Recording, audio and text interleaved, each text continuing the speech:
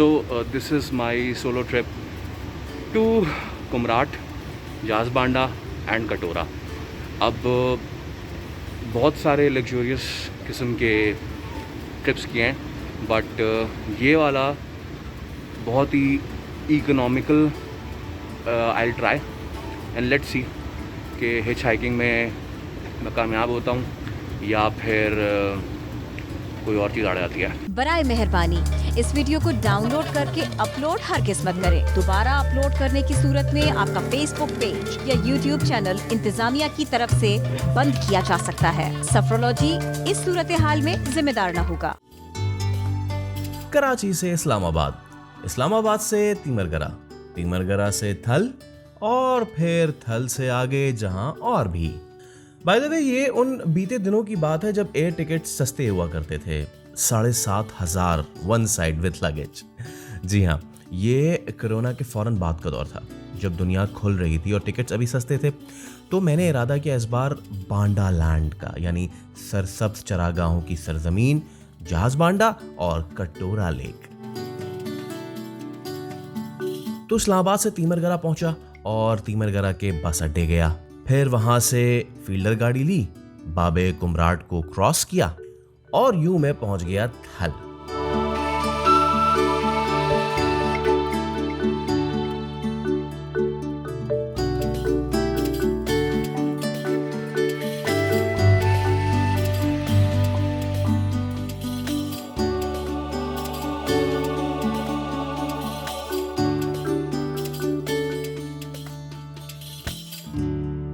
थल की सबसे बड़ी रौनक है ये थल मस्जिद. इलाके के लोगों के मुताबिक जिस वक्त यहाँ इस्लाम आया, इसी मुकाम पे सबसे पहले लोगों ने इस्लाम कबूल करना शुरू किया, जहाँ थल मस्जिद आज वाक़ है.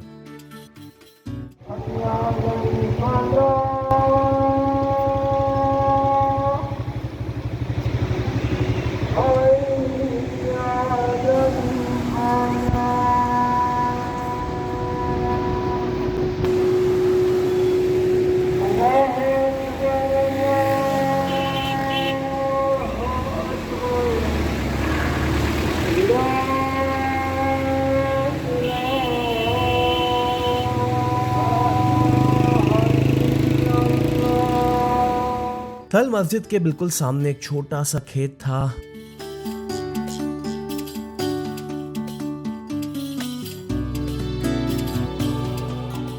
दरिया किनारे बहते खेत में ये किसान भाई आलू काश्त कर रहा था और इसके बच्चे सब मेरे इर्द गिर्द आ गए थे. Time for a photo I guess. लेकिन ये इलाका अभी तक डेवलप क्यों नहीं हुआ, समझ से बाहर है. खैर, मुझे तो जाज़बांडा जाना था, इसलिए आज की रात मुझे थल या आसपास रुकना था. वैसे मेरी माने तो बजाय यहाँ के होटल्स में रुकने के यहाँ के किसी गांव में रुक जाए. मेरे कांटेक्ट पर्सन थे जन्नत गुल. शाम ज़्यादा हो गई थी, इसलिए जन्नत भाई मुझे अपने गांव लामूती से आगे मतूल ले गए. यहीं था मेरा स्टे.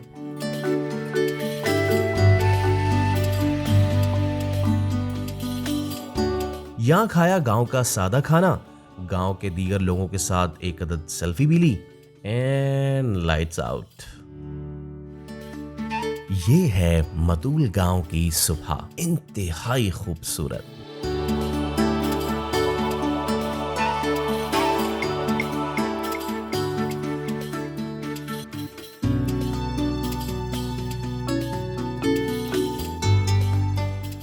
जन्नत भाई के घर की छत पे नाश्ता किया, थोड़ा गांव का नजारा किया.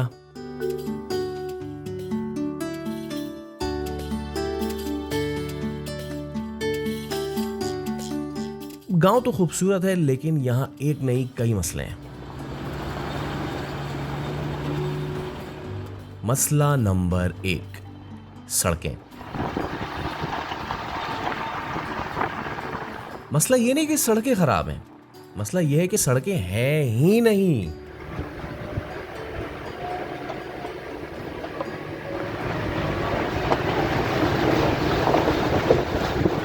ग्यारह अरब रुपए का दावा करने वाले जमात इस्लामी का MP. यहाँ पे सर न कोई हॉस्पिटल है, न कोई स्कूल है, न दूसरा कोई सहूलत है, न रोड है. रोड जहाँ ठंडर होते हैं सर, वहाँ पे एक डाइना रेती में एक बोरी सीमेंट इस्तेमाल हो रहे हैं और दावा कर रहे हैं कि हम 11 अरब रुपए को अपर दीर में हमने कोस्तान में लगाए, जाज बांडा और कुमरान में लगाए।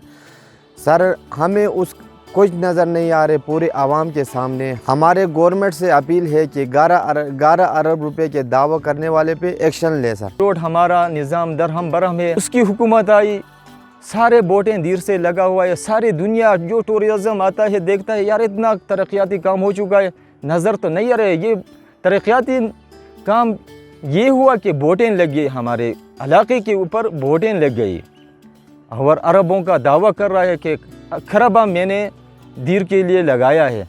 कहाँ गई ये खरबा? पाकिस्तान के अवाम पे, दीर के अवाम पे लग गया तो आज यही हालत हमारी चल रही है। मसला नंबर 2, सेहत। बाय द वे, बोर्ड तो जानवरों की सर्जरी के भी लगे हुए हैं, लेकिन इंसान की सेहत पे कितनी तवज्जो है आप खुद सुन लें। गाड़ी में मरीज़ ज़्यादा सीरियस होते हैं तो यहाँ तो सहूलियात तो नहीं है।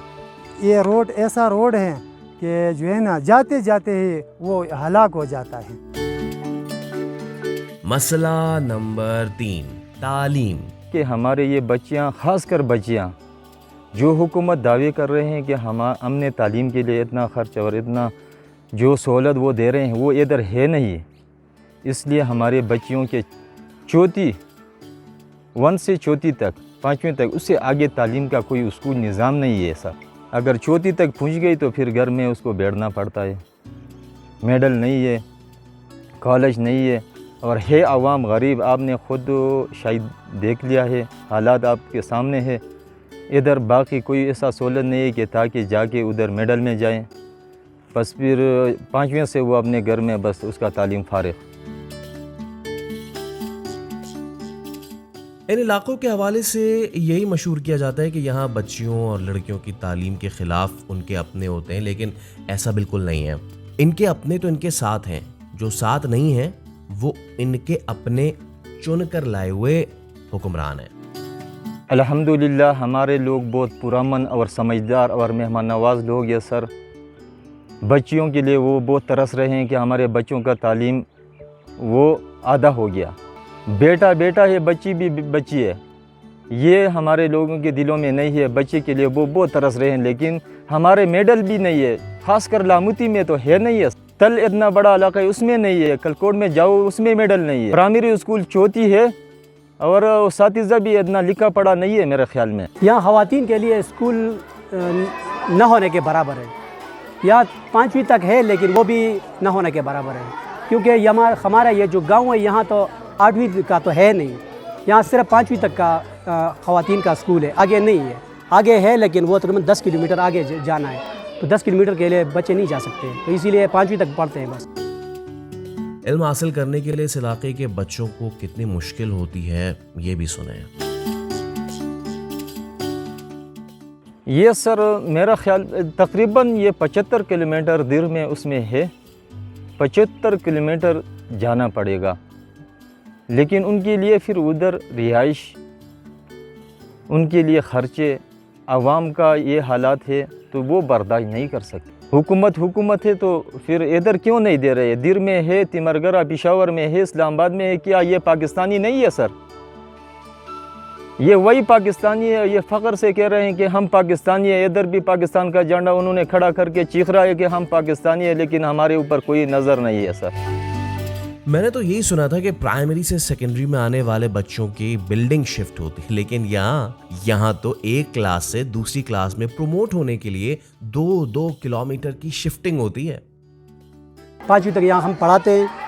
5वीं के बाद तकरीबन 8वीं तक वो तकरीबन यहाँ से 2 किलोमीटर का रास्ता है। बच्चे 2 किलोमीटर जाते हैं और रास्ता भी ख़राब है, तो वहाँ से फिर 9वीं 10वीं के लिए फिर तकरीबन 3-3.5 किलोमीटर आगे एक गाँव है, फिर लोग वहाँ जाते हैं।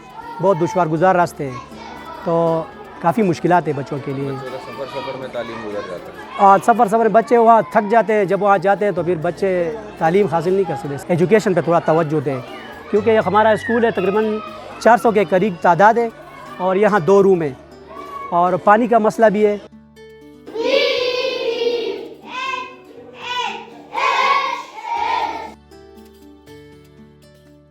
छोटे बच्चे कमरों में पढ़ते हैं, क्लास 5 की पहचान कुछ ऐसे होती है, और बाकी खुले आसमान तले जमीन पर।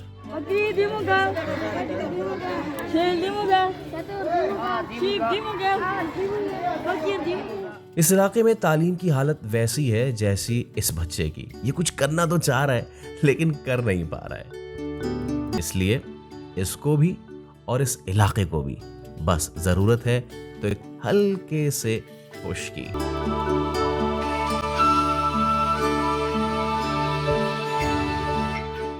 नेक्स्ट एपिसोड, चलो और चलो, इतना चलो कि मंजिल का आखिरी किनारा आ जाए।